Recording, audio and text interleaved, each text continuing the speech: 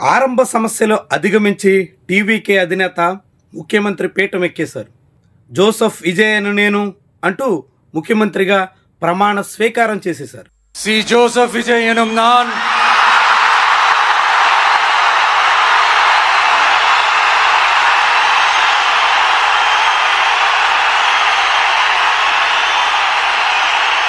சட்டப்படி அமைக்கப்பெற்ற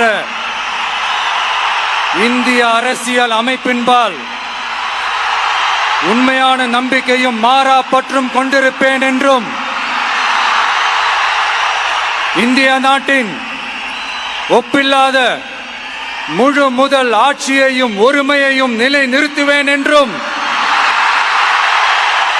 தமிழ்நாட்டு அரசின் முதலமைச்சராக உண்மையாகவும் உளச்சான்றின்படியும் తమిళనాడులో కొత్త చరిత్రకు శ్రీకారం చుట్టారు.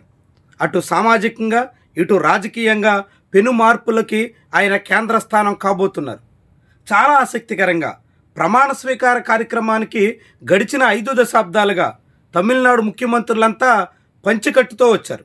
కానీ తొలిసారిగా జోసెఫ్ విజయ్ మాత్రం సూట్లో వచ్చి తన వ్యవహార శైలిలోనే కాకుండా వ్యక్తిగత తీరులో కూడా పెను మార్పులు ఉండబోతున్నాయి అనే సంకేతాన్ని ఇచ్చేశారు. తమిళనాట విజయ్ రాజకీయ ఆరంభమే సంచలనమైతే ఇప్పుడు ముఖ్యమంత్రిగా పీఠం ఎక్కడం కూడా ఒక పెద్ద సంచలనానికి దారితీయబోతోంది. విజయ్ ఈ ఎన్నికల్లో జనరల్ సీట్లలో ఎస్సీలకి టికెట్లు ఇచ్చి గెలిపించారు. చాలా కీలకమైనటువంటి విషయం. రాష్ట్ర వ్యాప్తంగా ఎస్సీ ఎస్టీ రిజర్వ్డ్ సీట్లు కలిపి 46 ఉన్నాయి. కానీ ఇప్పుడు ఎస్సీలు 48 మంది శాసనసభకు ప్రాతినిధ్యం వహిస్తున్నారు. 44 ఎస్సీ రిజర్వ్డ్ సీట్లకు గాను మరొక 4 జనరల్ సీట్లలో గెలవడంతో ఇప్పుడు 50 మంది రిజర్వ్డ్ కేటగిరీ నాయకులు శాసనసభలో ఉన్నారు.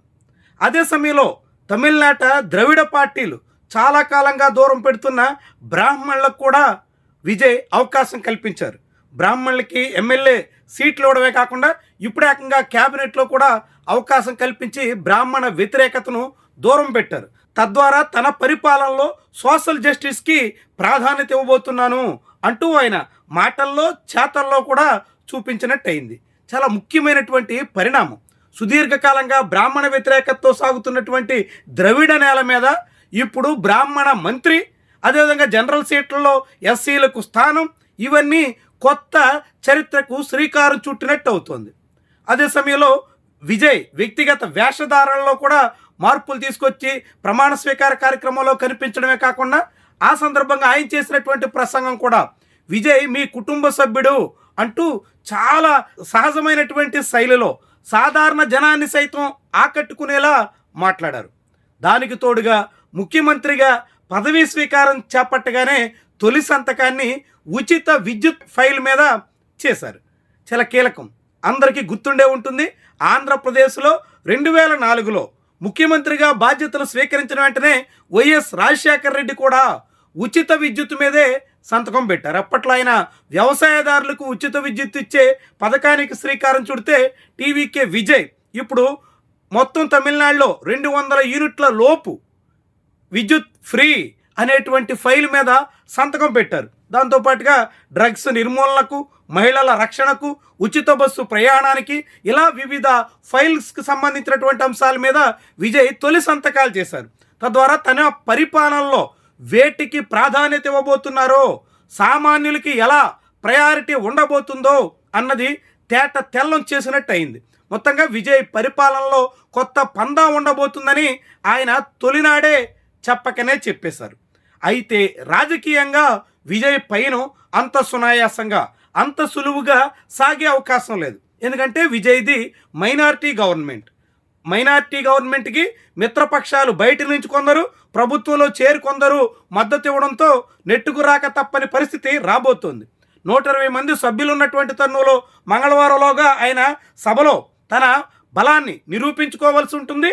అది పెద్ద కష్టమేం కాదు. కానీ బలాన్ని నిరూపించుకున్నప్పటికీ ప్రభుత్వ ఏర్పాటు తర్వాత మిత్రపక్షాల నుంచి ఎదురయ్యే సవాళ్లు, ఆ తర్వాత ప్రతిపక్షం నుంచి ఎదురు కాబోతున్నటువంటి అనేక రకాల వ్యవహారాలు అన్నింటినీ విజయ్ ధీటుగా ఎదుర్కోవాల్సి ఉంటుంది. అది రాజకీయంగా పెద్ద అడ్డగోలుగా మారేందుకు కూడా ఆస్కారం ఉంటుంది. వాటన్నిటిని ఎలా అధిగమిస్తారన్న దాని మీదే విజయ్ ప్రస్థానం పైన ఆధారపడి ఉంటాయి.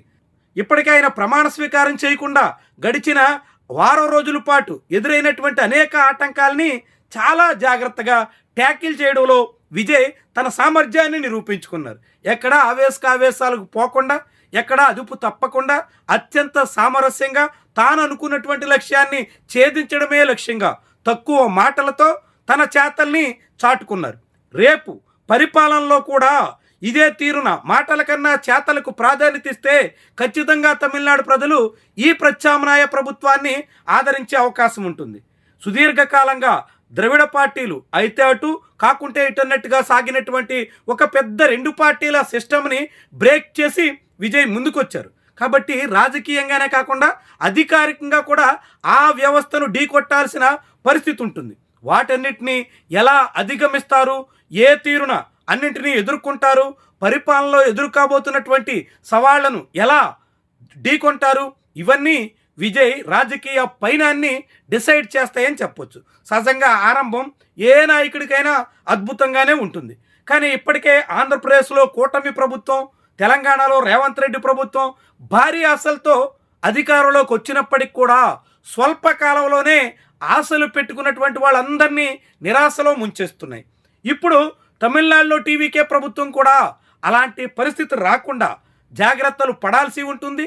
తాము చెప్పిన మాటల్ని అమలు చేయడానికి ప్రాధాన్యత ఇవ్వాల్సి ఉంటుంది. హామీలు అమలు చేస్తూ అన్ని వర్గాల ప్రజల్ని ఆకట్టుకునేలా తన మీద జనం పెట్టుకున్నటువంటి నమ్మకాన్ని నిలబెట్టుకునే దిశలో విజయ్ ఎంత మేరకు సాగుతారన్నదే భవిష్యత్తులో కూడా ఆ పార్టీ వ్యవహారం సాగబోతుంది. ఏమైనా రాజకీయంగా విజయ్ అనేక సవాళ్లు ఎదుర్కోవాల్సిన పరిస్థితే కాకుండా అధికారికంగా పాలనలో పలు ఆటంకాల్ని చవిచూడక తప్పని పరిస్థితి ఉంటుందన్నది నిస్సందేహం. వాటిని ఎదుర్కోవడం, ఢీకొట్టడం, అధిగమించడం, తనకు అనుకూలంగా మలుచుకోవడం, ఇవన్నీ విజయ్ సామర్థ్యం మీద ఆధారపడి ఉంటాయని మాత్రం చెప్పొచ్చు. గడిచిన 2 ఏళ్లుగా రాజకీయ వ్యవహారంలో తన సామర్థ్యాన్ని ఇప్పటికే విజయ్ చాటుకున్నారు. 2 దిగ్గజాల లాంటి పార్టీల్ని ఓడించి తానేంటో నిరూపించుకున్నారు. మరి పరిపాలనలో కూడా అదే పందాను అనుసరిస్తే, గతానికి భిన్నంగా సాగితే, తన మార్క్ చూపించగలిగితే భవిష్యత్తులో విజయ్ సుదీర్ఘకాలం పాటు తమిళ రాజకీయాల్ని శాసించే నేతగా ఉంటారన్నది నిస్సందేహం. ఎందుకంటే దాదాపు 39 లోక్సభ స్థానాలు ఉన్నటువంటి రాష్ట్రంగా తమిళనాడుకి ఢిల్లీలో కూడా ప్రాధాన్యత ఉంటుంది.